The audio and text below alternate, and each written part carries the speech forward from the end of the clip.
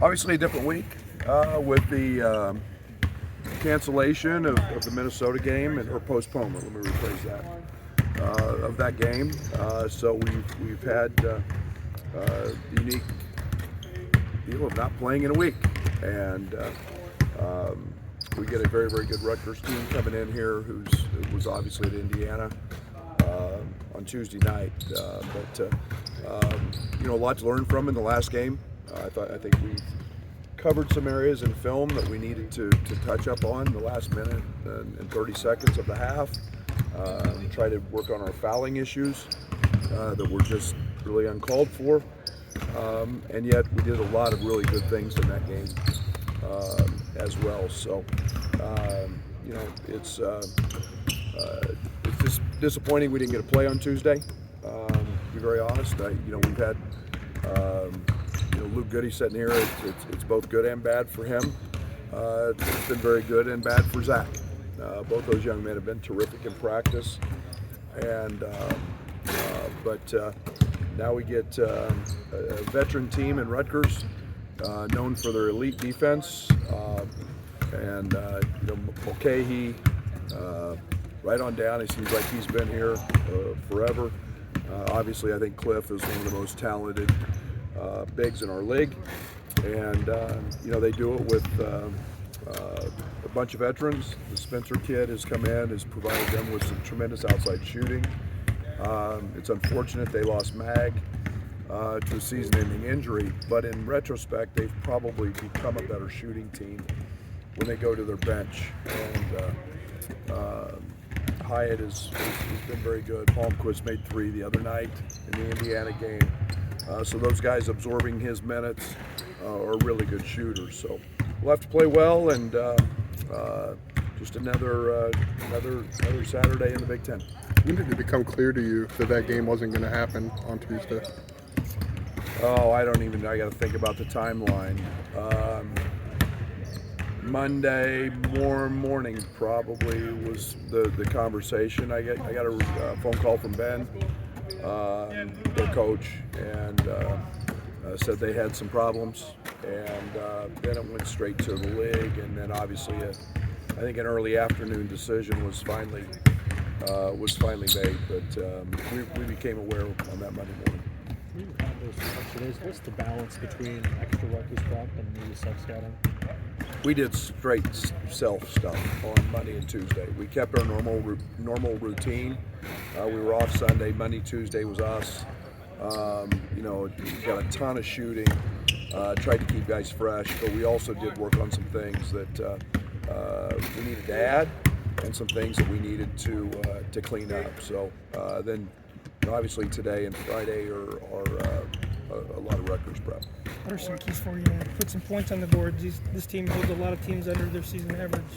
Yeah, I think you've got to get good shots. They're going to give you good shots. I think you've got they do a great job of mixing up their defenses. That's one of the things that they've done.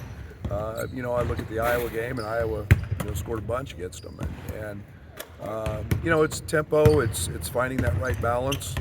And again, that's one of Steve's. They're tough. They're hard-nosed on defense. They're going to mix up their defenses and try to get you playing at their pace. That being said, they're really good in transition, so they get easy opportunities. So we got to pick and choose. We scored 88 in there last year and got beat. So we got to pick our opportunities when we have them. Does their length create some matchup problems for you? It's not that we haven't seen length. I thought Iowa was really long, with Chris, and obviously Mulcahy's 6'6" at the point, and Spencer's 6'4" and thick, and they were really long with Mag. Not having him changes that a little bit, but Cliff is extremely long. But it's stuff we've seen before, and they use it to their advantage. We're pretty long ourselves, so it's 2 light teams.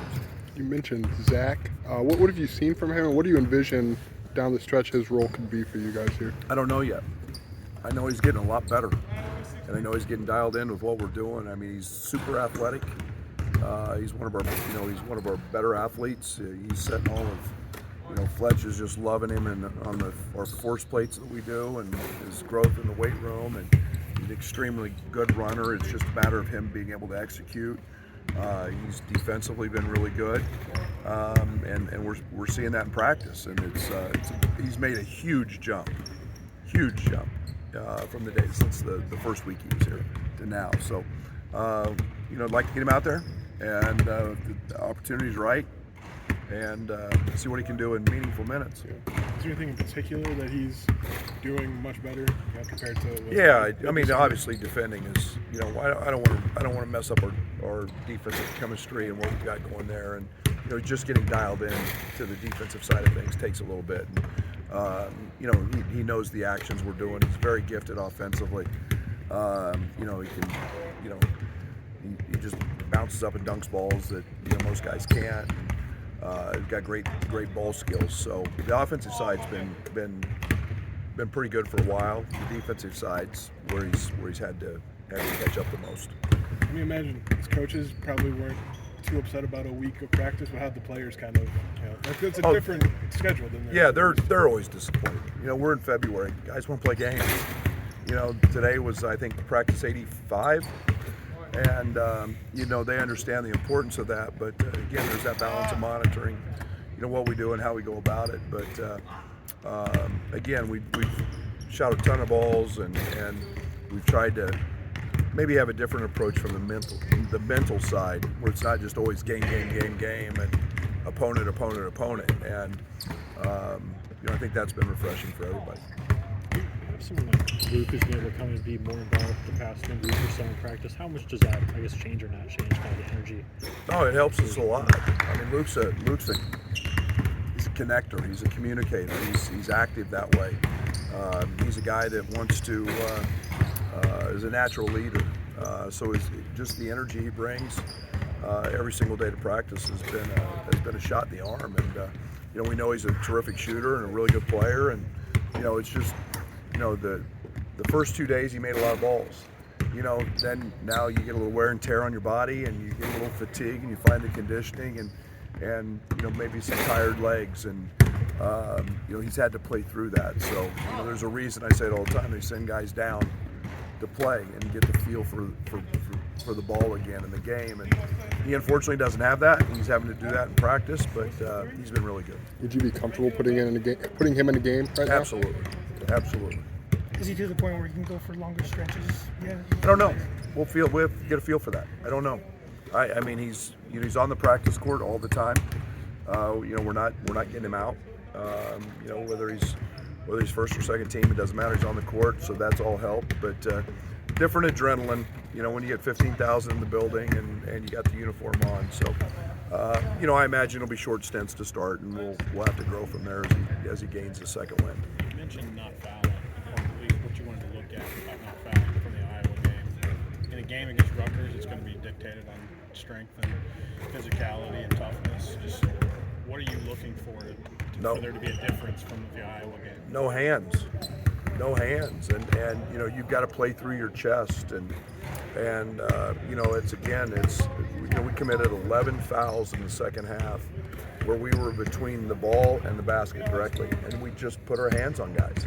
And we've had the tennis balls out this week, trying not to use our hands and really focus on that. So many of them were just needless fouls. And again, it goes back to reiterating our principles. We tough twos, and we're okay with that. That's what we're giving people. But we got to do it without fouling. You can't put a guy at the line 16 times. That's recipe for failure. Have you seen any difference maybe how teams are defending Terrence in the last stretch, a couple weeks? No. I mean, he draws a lot of attention. He's at the top of the scouting report. But he's been. He draws attention. People aren't giving him easy stuff. They're trying to take his open court stuff away, and gotten back in transition. But in hindsight, probably should have ran a couple more ISOs at him the other night and put him in situations. He's really good when he's got one or two dribbles, where he can play off 2 feet and finish, and probably one of the things I wish I had done more of. You just talked to Jaden's development. Seems like he's making shots at all 3 levels right now. Jaden's a stud. Jaden's a really good player, and you know, he's confident. He's leading.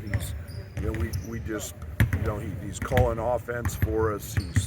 He's looking for his scoring opportunities, which I want him to. You know, I would like him to get the parking brake off in transition and go. I mean, he was a young man that got a ton of layups in high school, just beating people down the floor.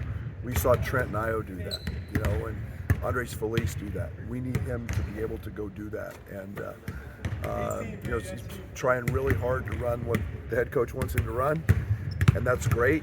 But take that parking brake off and go. You know, I like that aggressiveness. We need him to be that. An official score prediction for Sunday?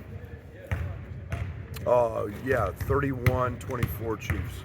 I thought you'd go with the Eagles.